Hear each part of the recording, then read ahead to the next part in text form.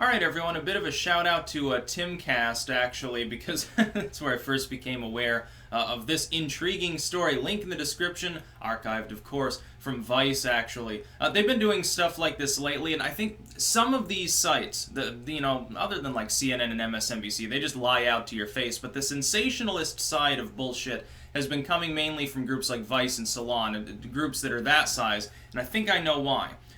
They've realized that in order to survive at all, they're going to have to become tabloids.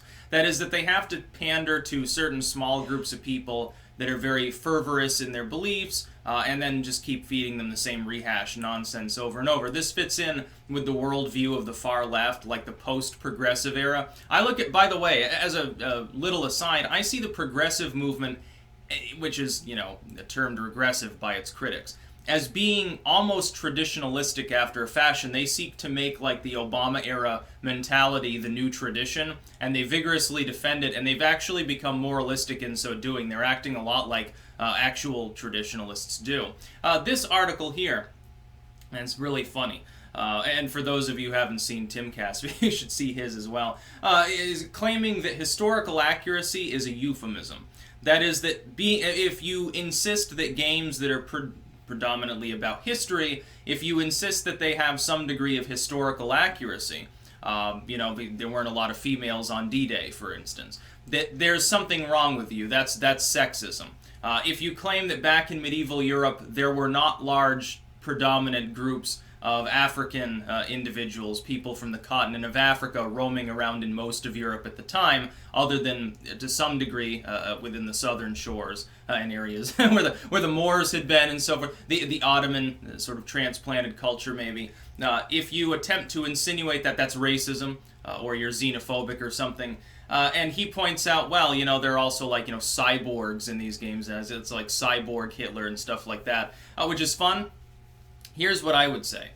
It depends on whether the game is seriously dedicated to actually being a historical piece. If it's based on a period, like let's say you have some generic game, it's about, knights and dragons and stuff like that. Now, if you put a dragon in a game that's like medieval, well, that doesn't actually exist. I understand at the time, of course, it would have been seen as something they would have believed in or endorsed in some way.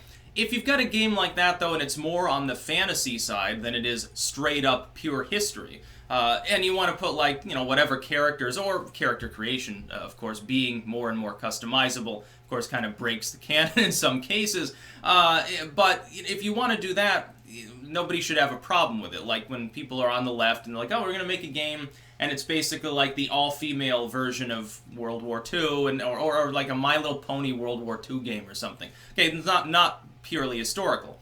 If, though, your goal is to make it accurate, keep it accurate. Putting in some throwaways doesn't make any sense, saying, well, I want to have a game about World War II, but we want to make it inclusive. We want, all 10 genders and, every race and stuff. So here you've got, like, Chinese troops fighting for Hitler or something. Okay, that's no longer historically accurate. If you're presenting it to your audience as a historical game, you're marketing it as a historical game, then keep it historical.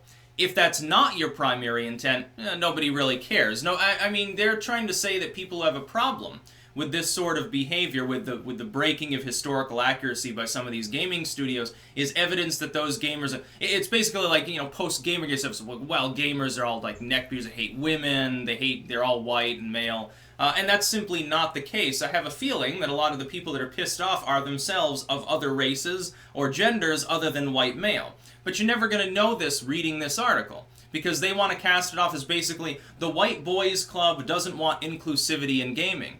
Well, that's funny. I grew up like a lot of the characters in a lot of the games I played throughout time were not white males. I never cared whether the protagonist was female or of a different race. It's like, think of GTA San Andreas. Okay, the protagonist is a black male. I didn't give a fuck. Who fucking cares? Most of the characters in some parts of that game were of races other than white. Nobody gives a fuck. It was a good game.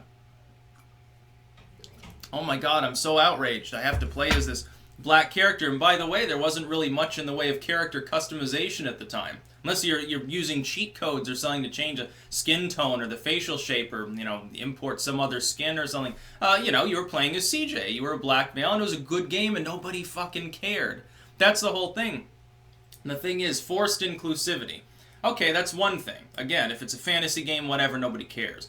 If the game is like, oh, here's a game about the Civil War. It's like, I can't remember. Wasn't it one of the shows there produced a Civil War game back during like the height of the PS2 era, and I can't remember the name of the game. It was literally, you could fight as the Confederacy or as the Union and go through these campaigns, and it was basically a shoot-'em-up with Civil War weapons. And at the time, historically speaking, very accurate. It was only a subpar game because it wasn't open world. There wasn't a lot of plot to it. It's basically just kill anything that moves that isn't wearing the right color.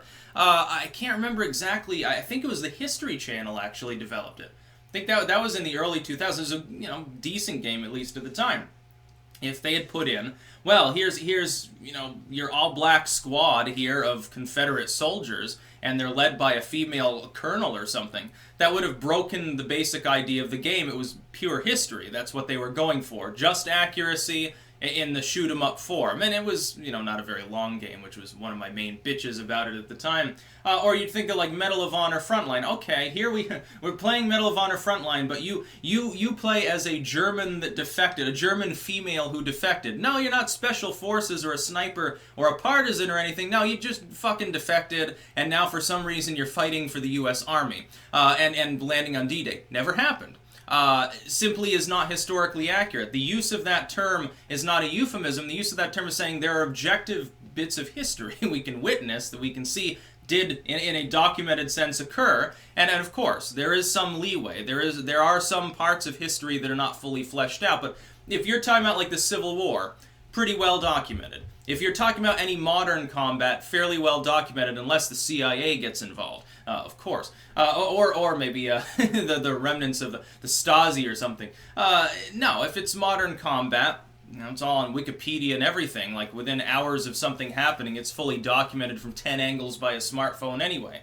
You're not going to be able to cheat people out of the objective reality that's there. They want to go back though and actually erase history. I find it concerning that people that call themselves progressives actually not only want to censor, but also erase history. It's looking like a looming pre-genocide sort of tactic to anyone, I think, who is actually fundamentally aware of these things. That's about all. Peace out.